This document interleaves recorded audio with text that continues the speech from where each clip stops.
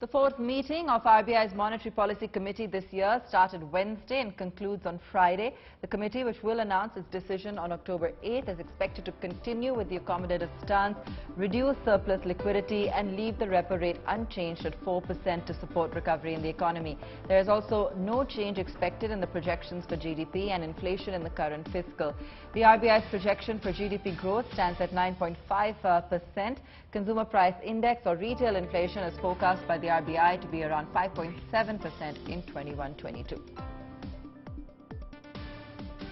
The RBI's Monetary Policy Committee, which will be announcing its decision on Friday, is expected to keep the repo rate unchanged at 4%.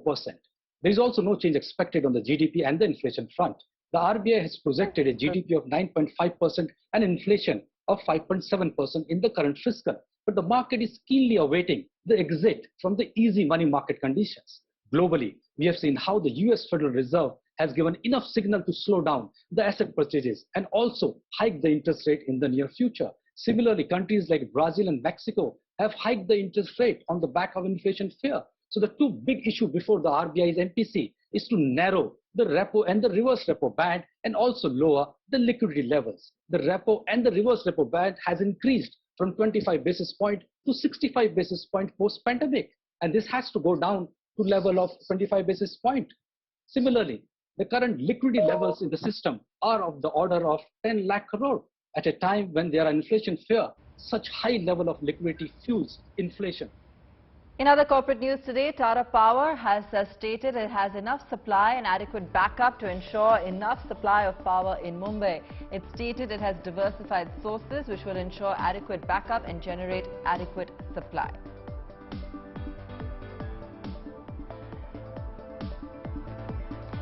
Paris-based power sector company Electricité de France SA, or the EDF Group, has joined hands with NTPC, India's largest energy integrated company. They have signed a memorandum of understanding to explore potential power project development opportunities in the Middle East, Asia, Europe and Africa.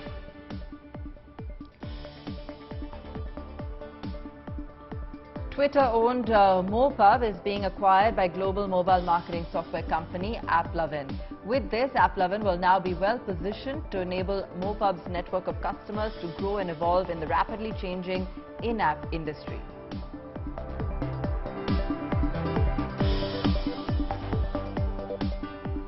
Let's Venture, a leading startup investment platform, has secured seed funding of $3 million from marquee investors including Accel, Finalcha of Cred, Ashneer Grover of BharatPay and Anupam Mittal of Shaadi.com, among others, for a new business entity called Trika.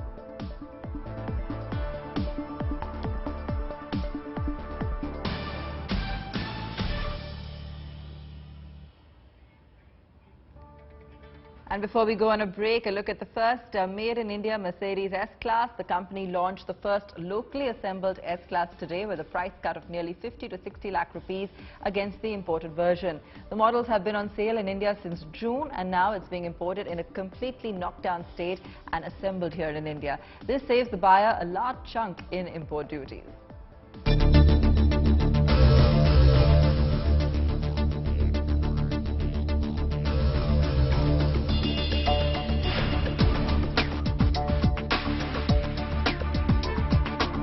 Please request Martin Schwenk to join Piyush Arora and to unveil the much-awaited Made in India, for in India, the all-new S-Class.